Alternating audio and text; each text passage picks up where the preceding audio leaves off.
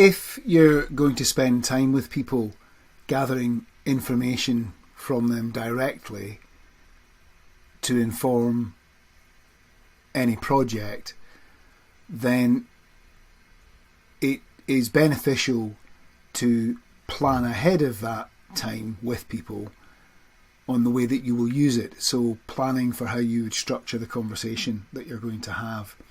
Sometimes this is called a protocol. The simpler language is a discussion guide. And I'm just going to share an approach that I've found to be really helpful that was shared with me to think about the structure and plan the way that you're going to spend your time. So there's basically there's three main sections to it, I suppose. The first one is at the beginning, when you are sitting down with somebody or meeting with somebody, introduce yourself, and specifically, I mean, obviously your name, but your role in connection to the project. And then you may already know who the person is, but it's useful to give them an opportunity to confirm, that they are the person that you're expecting, but also what their role is in relation to the project. So I am David. I'm here to speak with you about this diabetes project that we're doing and better understand your experiences.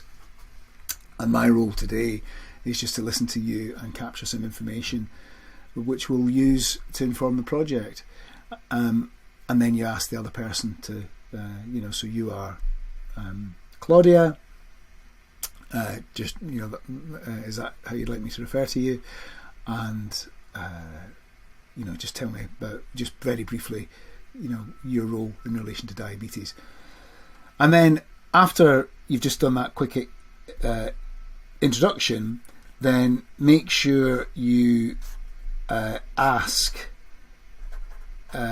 may I, if you want to take photos or use sound recording equipment or whatever, just get them to let you know that that's okay.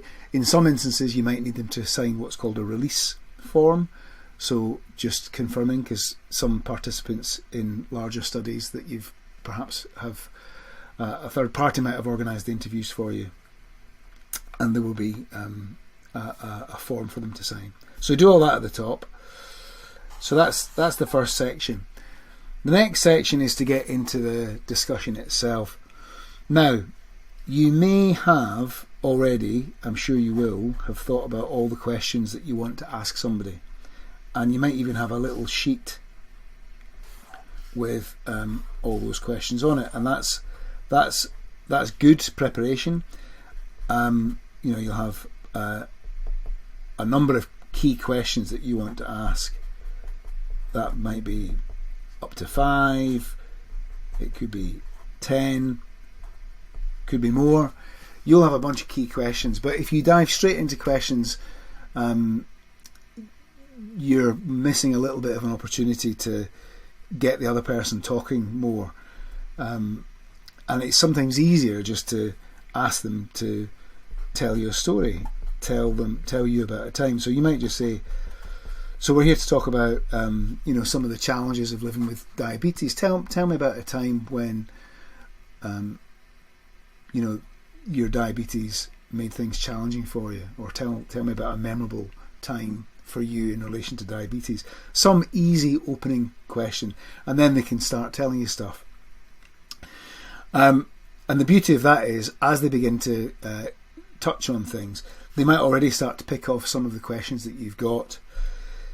You can guide the conversation a little bit as they tell you something. You can say, "Oh, tell me more about, that time you were not able to have your kit to hand as quickly as you'd like. How did that make you feel?" That kind of thing. So you can dig in. If you're with the person in the context of the where the project that you're researching, you're actually with the person in the place where they do the thing that you're interested in. So sometimes that's called a contextual inquiry. it's an interviewing context, you can get them to show you. So you can say, hey, show me how you take a blood sugar reading.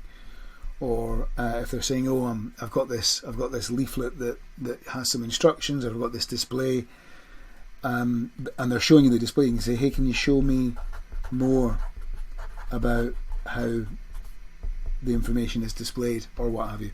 So tell me more to get the conversation started, or to dig into different areas, and show me more. And you may find that you're picking off these questions. So that can make for a much more natural dialogue than sort of making sure you get through every single question, because you're trying to understand what matters to somebody from their point of view particularly.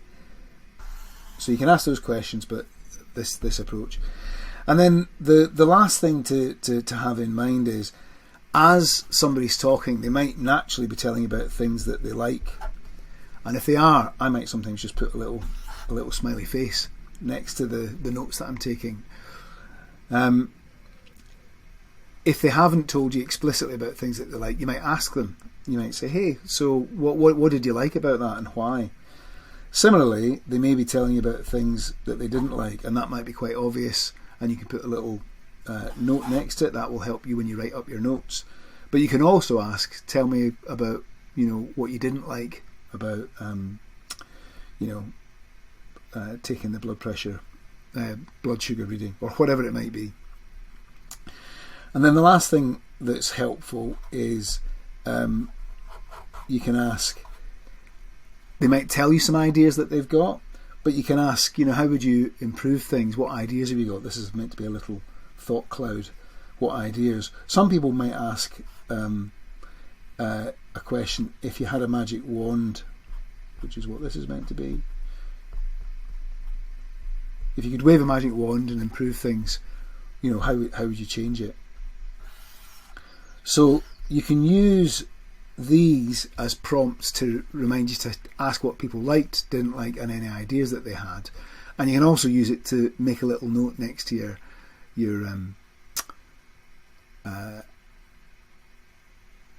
notes, which will help you codify them later when you write them up, because you're not analysing anything in the interview, you're just gathering information. And then the last section, just to close out the interview, or the contextual inquiry, is just to say, hey, if there's anyone else you think I should talk to, who would that be? If there was one other person, or maybe two other people, but who do you think I should talk to? Speak to them, ask them, if I have any more questions, is it okay if I come back to you? And at the very end, make sure you say thank you. So this little sheet is a great sheet to have, that you look at before you go in, and then you prepare in whatever documentation, whether it's on your iPad, on your phone, on your computer, your prompts for your discussion guide. I hope that's helpful.